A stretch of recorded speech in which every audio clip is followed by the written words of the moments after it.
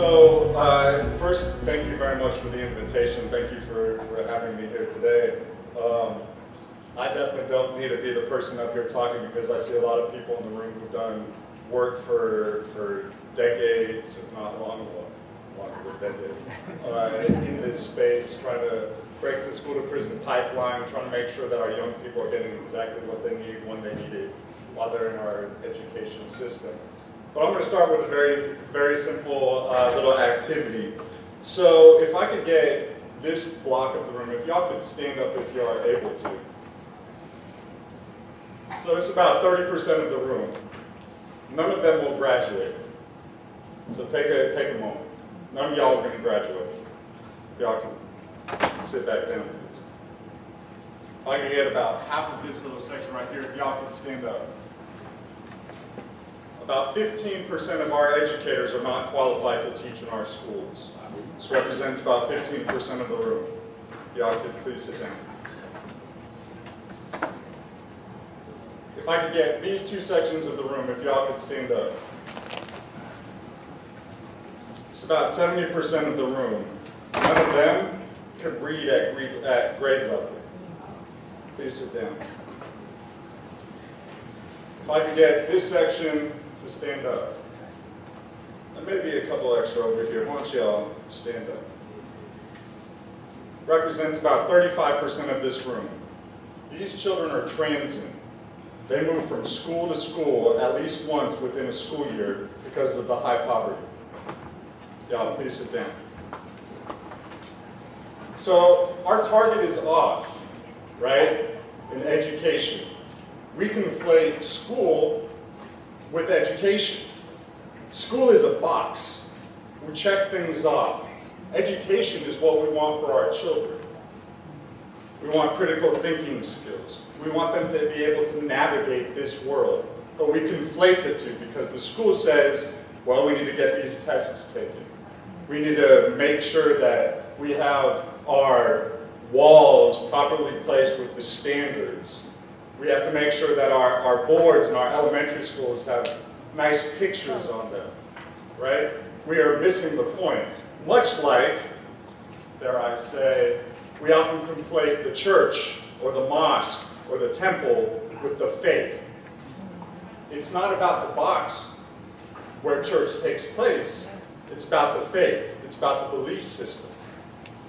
We do the same thing with education. We confuse the two. What is our target? We have deep issues, as many of us. What? I'm also very awkward, so don't mind the guy on the podium. We have deep issues, as many of us know, of deep structural and racial inequities that play out every single day in our schools. Our schools are more segregated than they've ever been. Yet we're still talking about equality, when we need to be talking about inequity, right? These are two different things. We don't want what Madison has. We need more, we need better, we need stronger to make up for 400, 500, 600 years of divestment, of oppression, of everything else that goes with it, right?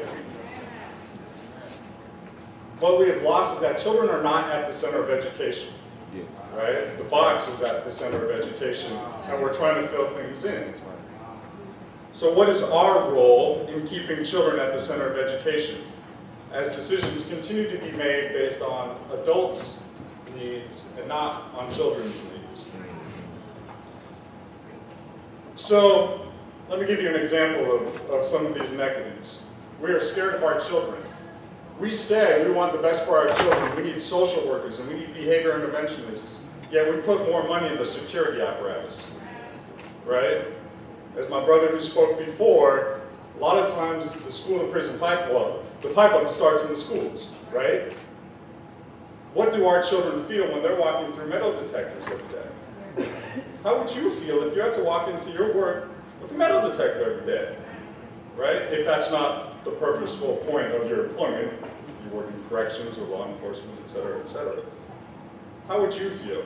Yeah, we put more money in having armed officers on campus, and then we say we struggle when we're trying to find social workers, right? We have a voice in all this, right? If we're thinking, if we're listening to our young people, we have a voice in all of this.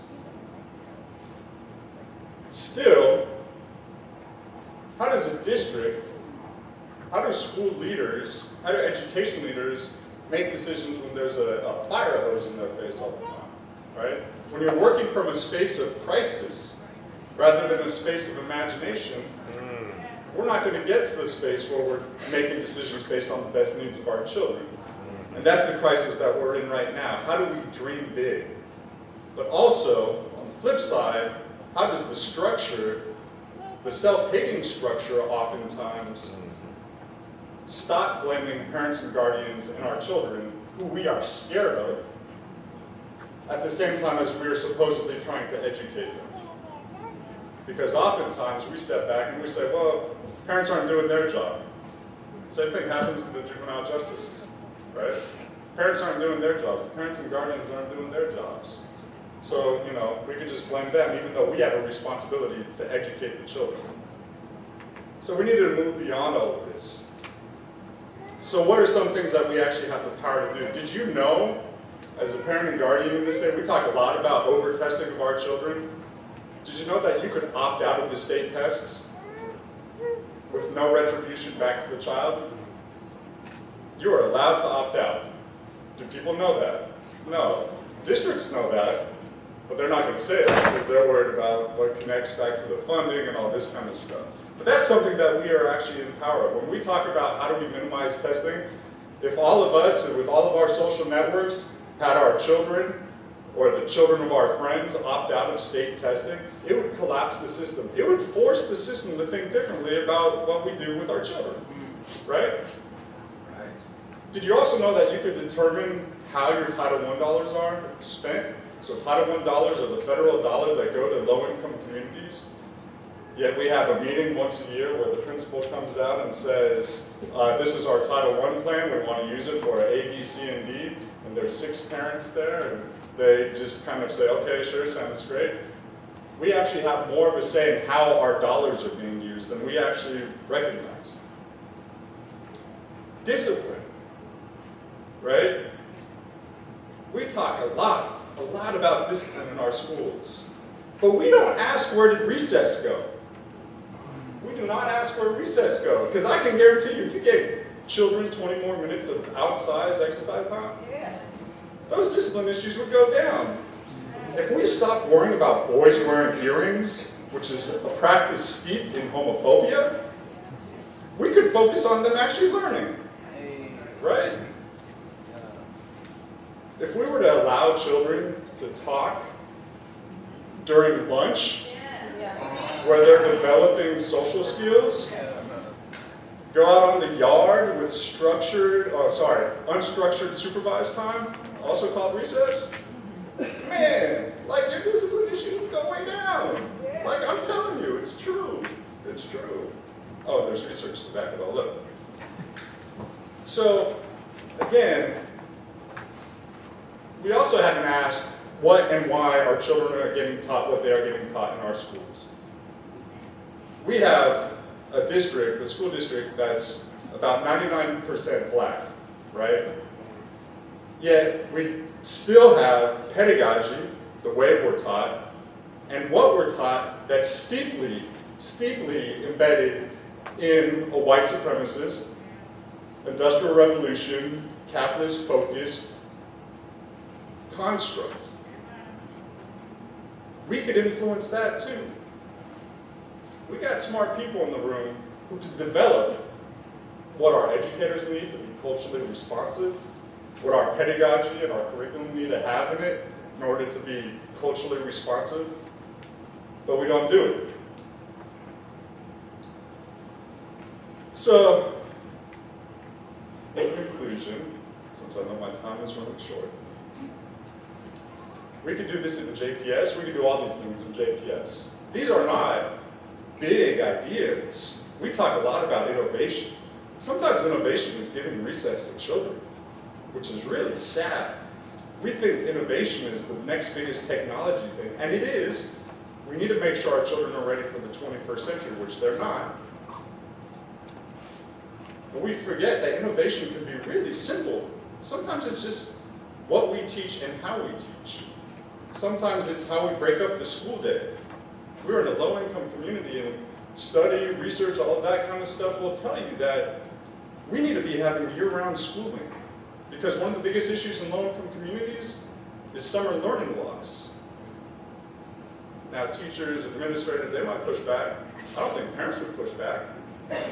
Right? Oh, I don't have to worry about childcare over the summer, or somewhere to put my child, or whatever it is, right?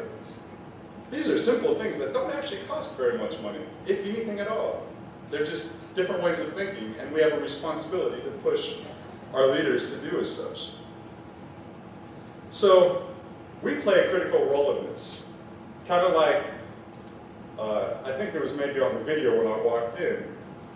If we're thinking about our future as the growth of the institution, whether it's the institution of the school or the institution of the church, our target is off, right? We should be about the growth of our children.